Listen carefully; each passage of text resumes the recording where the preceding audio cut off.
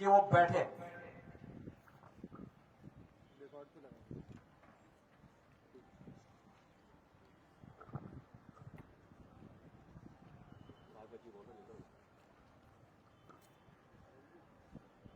आदरणीय सिंघल जी, आदरणीय गुप्ता जी, उपस्थित सभी आत्मीय भैया बहन, आचार्य आचार्यगण, नागरिक सज्जन, माता भगिन,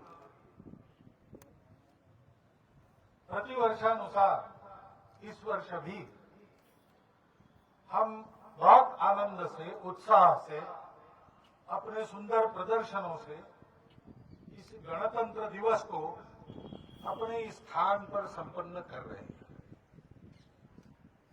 ऐसे समय एक आनंद उत्साह स्वाभाविक होता है। हम स्वतंत्र हो गए, इतना ही नहीं, स्वतंत्रता के बाद हमने अपने पथ को निश्चित किया, हम गणराज्य बने,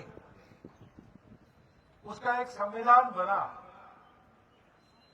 वो नवंबर में संसद में सारी जनता के लिए समर्पित किया गया और 26 जनवरी गणराज्य दिवस से हम एक सार्वभौम गणसत्ता के रूप में दुनिया के नक्शे पर अपना जीवन चलाने लगे।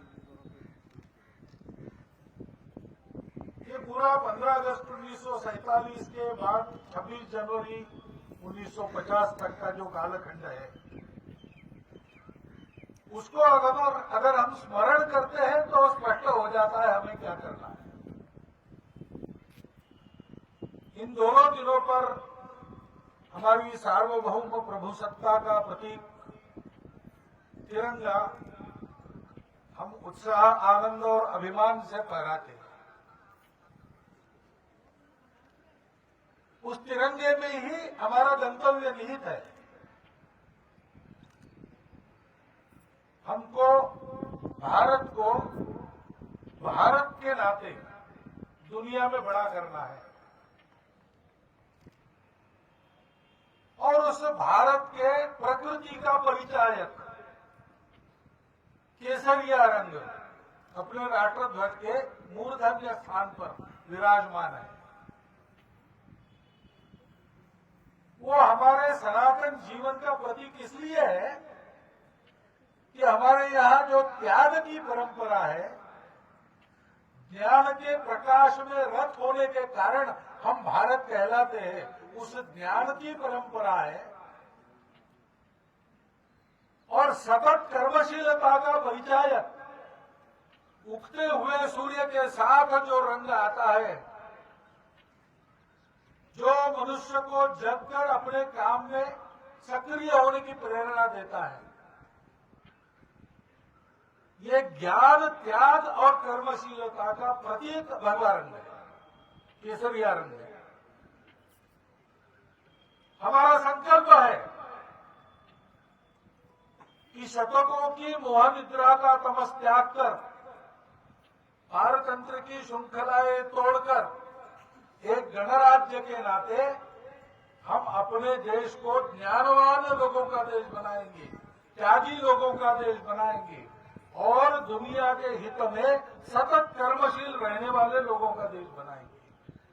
ये लोग कोई दूसरे नहीं है, हम भारत के लोग हैं, हमको ऐसा बनना है। इसके साथ साथ ये सक्रियता, त्याग और ज्ञान व्यक्ति में रह सकता है, लेकिन उसकी कोई दिशा चाहिए। दिशा नहीं है तो ज्ञान घातक होता है, विद्या विवाद का कारण बनती है, शक्ति दुर्बलों को कष्ट देने का कारण बनती है और इसलिए उसकी दिशा निश्चित है।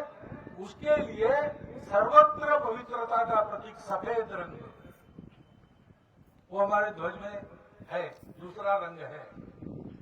हमको अंतर्बाह्य शुचिता से युक्त बनना है और जो अंतर्बाह्य पवित्र है वो कभी दूसरों का बुरा नहीं चाहता है, भला ही करना चाहता है। उसके अंतःकरण में दूसरों के प्रति परायापन नहीं रहता। अयम निज परो वेति गणनाम लघु चेतसा।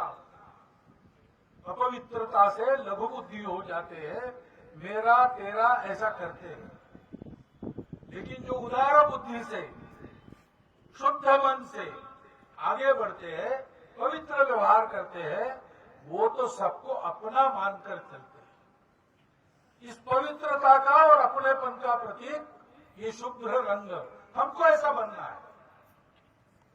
और इससे क्या होगा? तो सर्वत्र समृद्धि आएगी। रोटी कपड़ा मकान, स्वास्थ्य, शिक्षा, अतिथि सत्कार, किसी बात की किसी को कमी नहीं रहेगी। पर्यावरण का वैभव जिसका क्षरण हो रहा है वो वापस आ जाएगा। नदियां भरपूर बहती रहेगी। वृक्ष, फल, औषधियां अपने अपने उत्पाद से जीवन सृष्टि का समृद्ध करते रहेंगे। वर्षा जब चाहिए, जितनी चाहिए, जहां चाहिए, तब उतनी वहीं पर होगी। कम या ज्यादा नहीं होगी। जहां नहीं चाहिए वहां नहीं होगी। जब नहीं चाहिए तब नहीं होगी। कालो वर्षति पर्जन्याम पृथ्वीम सस्यशालिनी। और उसके कारण देश में सर्वत्र शोभरहितता रहेगी, क्योंकि अभाव कुछ नहीं है।